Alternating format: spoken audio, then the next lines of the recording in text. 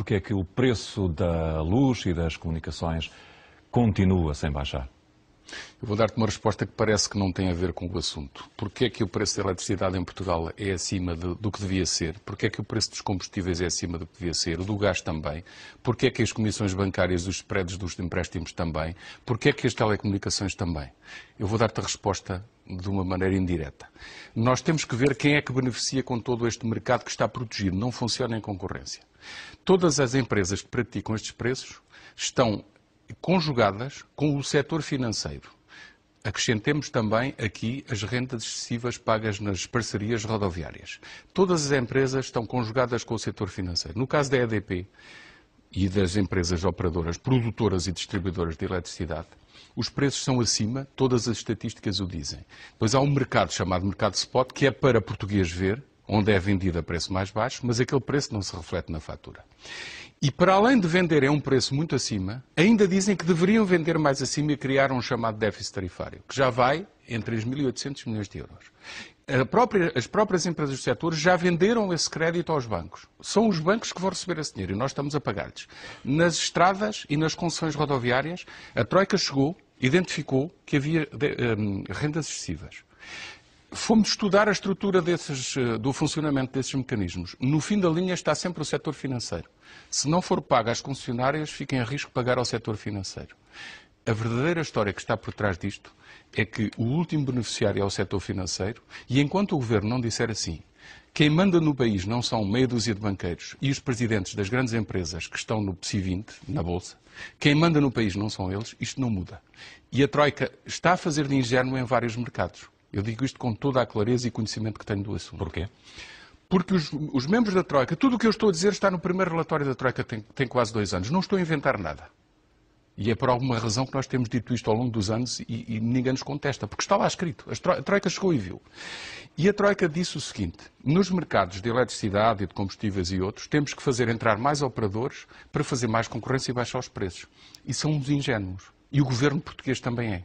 Por uma razão. Em mercados de 10 milhões de consumidores, quando há poucos operadores, colam-se todos acima e ninguém desce o preço. Deviam fazer exatamente ao contrário. Deviam tabelar o preço e não é preciso inventar muitas fórmulas. Basta olhar para as médias europeias a que estes bens e serviços são vendidos e dizer assim a todos os operadores: meus senhores, agora vendem abaixo desta tabela. Se venderem acima, nós proibimos. Isso não viola a lei da concorrência? Esse é o problema. É que com a história da lei da concorrência estamos a prejudicar os consumidores. Isto é de tal forma grave que... Uma lei que supostamente era para defender os consumidores. Ora, está. É de tal forma grave que no mercado da liberalização da eletricidade foi introduzido um mecanismo que é o seguinte: todos os operadores, todos os consumidores até 2015 têm que sair. São obrigados a sair. E para saírem, a ERSE combinou com o Governo que vai aumentar o preço de 3 em 3 meses. Agora tiveram um bocadinho de receio, não vão aumentar no próximo. Mas está a acontecer. E há um senhor que é de uma associação de empresas produtoras de eletricidade que disse publicamente: o consumo em Portugal está a cair.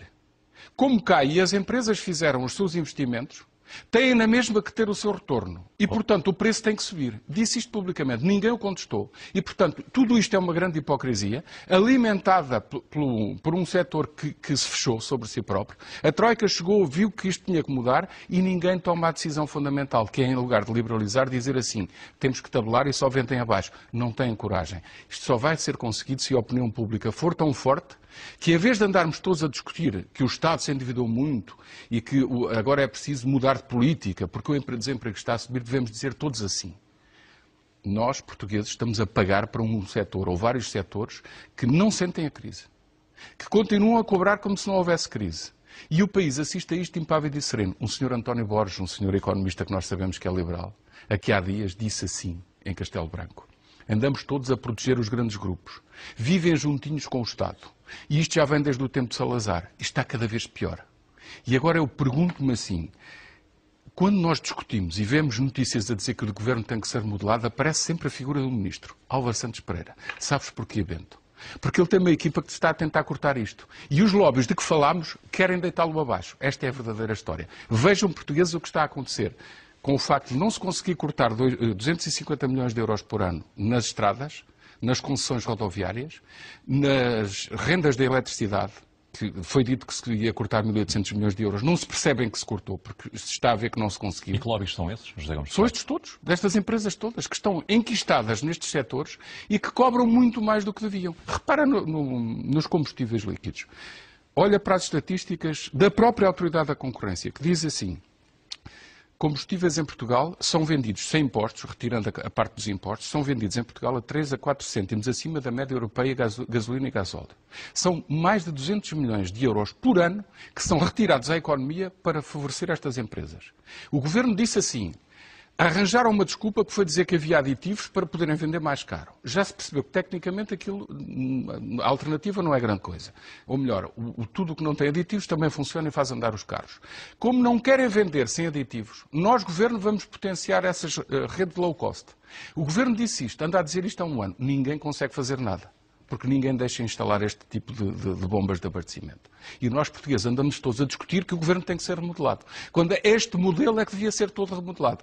Há muito tempo que andamos a falar nisto aqui. A Troika chegou e viu, e agora percebeu que não se consegue. Quem é que manda no país? É o Governo? Parece-me que, infelizmente, não é. Nem somos nós todos e devíamos ser.